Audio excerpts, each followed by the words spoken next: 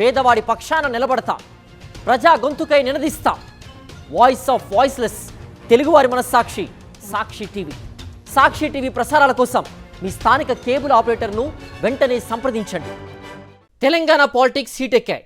CM Revanth Reddy సవాల్ను స్వీకరించిన కేటీఆర్ చర్చకు సిద్ధమయ్యారు. భారీ కాన్వాయ్తో ప్రెస్ క్లబ్కు వెళ్తున్నారు. 18 నెలలుగా రాష్ట్రంలో మోసపూరిత పాలన సాగుతుందన్న కేటీఆర్ అడ్డగోలు హామీలతో అన్ని వర్గాల్ని మోసం చేశారని మండిపడ్డారు. దీనిపై దమ్ముంటే చర్చకు రావాలని రేవంత్ సవాల్ విసరగా అసెంబ్లీలో చర్చ పెట్టారు. పెట్టినా మాకు మైక్ ఇవ్వరన్న కేటీఆర్ రేవంత్ సవాల్ను స్వీకరించి ప్రెస్ క్లబ్కు వెళ్తున్నానన్నారు. రేవంత్ ఢిల్లీలో ఉన్నారు కాబట్టి మంత్రులు వస్తారేమో చూస్తామన్నారు. మంత్రులతోనైనా చర్చకు సిద్ధమే అన్నారు కేటీఆర్.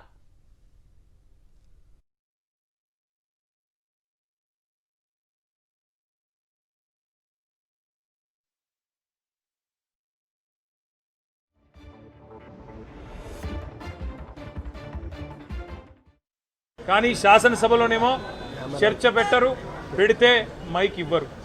ఆఖరికి మా ఆడబిడ్డలు 4.5 గంటలు నిలబడి 4 నిమిషాలు 4 సెకండ్లు మైక్ ఇవ్వమంటే కూడా మైక్ ఇవ్వలేదు. కెమెరా మా వైపు తిప్పని కూడా తిప్పరు.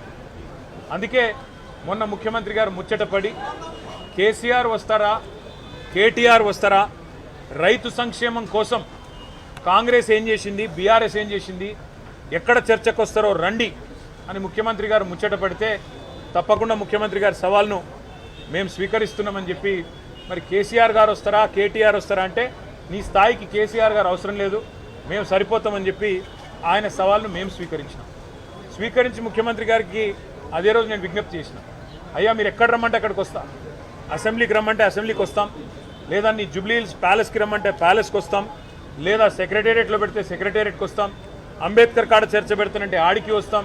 ఇక ఏది కాదు నువ్వు తప్పించుకుంటావని మాకు తెలుసు కాబట్టి, నీకు అలవాటు కాబట్టి, గతంలో కూడా ఇట్లాగే కొడంగల్లో ఓడిపోతే రాజకీయ సన్యాసం చేసి తప్పుకుంటాను 3 నెలల్లోనే మాట మార్చి మళ్ళీ పార్లమెంట్లో పోటీ చేసినావు. అట్లాగే హైదరాబాద్ జిహెచ్ఎంసీలో బీఆర్ఎస్ కనుక సొంతంగా గెలిస్తే నేను రాజకీయాలు సన్యాసం తీసుకుంటాను, అప్పుడు మాట తప్పినావు. అందుకే నీ మాట మీద నమ్మకం లేదు కాబట్టే మేమే చెప్పినాం, మా పార్టీ తరఫున మేము ప్రెస్ క్లబ్ బుక్ చేస్తాం, ఆ ప్రెస్ క్లబ్కు మీరు రండి 11 గంటలకు జూలై 8 తారీఖు నాడని చెప్పినాం. ఇక చెప్పినట్టుగానే కొడంగల్లో ఎక్కడో కాదు, ముఖ్యమంత్రి గారి సొంత నియోజకవర్గం కొడంగల్లో కూడా ఇంతవరకు రైతు బంధు పడని 670 మంది జాబితాతో సహా, రైతుల జాబితాతో సహా, వాళ్ళ పేర్లు, ఫోన్ నంబర్లు, వాళ్ళ ఇంటి అడ్రస్తో సహా మేము చర్చకు సిద్ధమై బయలుదేరిపోతా ఉన్నాం.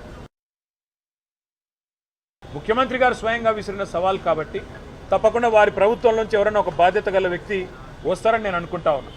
మేము పోతాము, అక్కడ ఎదురు చూస్తాం.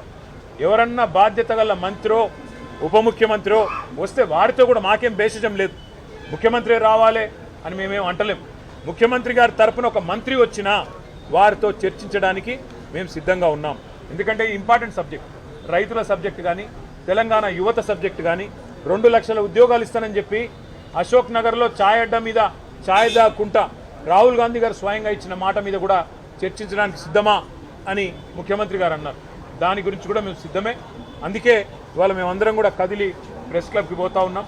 అక్కడ ఎవరో ఒక మంత్రి గారు, బాధ్యత గల మంత్రి గారు వచ్చినా చర్చించడానికి మేము సిద్ధంగానే ఉన్నామని చెప్పి తెలియజేస్తూ, మరి ముఖ్యమంత్రి గారు మాట నిలుపుకొని తప్పకుండా హాజరు కావాలని, ఇవాళ హాజరు కాలేని పక్షంలో మరొక రోజు వారు ఏ స్థలం చెప్పినా, ఏ తేదీ చెప్పినా, ఏ రోజు చెప్పినా, ఏ డేటు, ఏ టైం చెప్పినా తప్పకుండా మేము వస్తాము మా పార్టీ తరఫున మళ్ళొకసారి వారి సవాల్ను స్వీకరిస్తూ, వారికి విజ్ఞప్తి చేస్తూ, చర్చలో తప్పకుండా ఎవరైనా మంత్రి గారు వస్తే వారికి కూడా ముఖ్యమంత్రి గారికి చెప్పాలనుకున్న అన్ని విషయాలు, రాష్ట్రంలో రైతులకు జరుగుతున్న మోసాలు, రాష్ట్రంలో రైతులకు చేస్తున్న అన్యాయం మీద వివరించి చెప్పడానికి మేము సిద్ధంగా ఉన్నామని మళ్ళొకసారి తెలియజేస్తాం.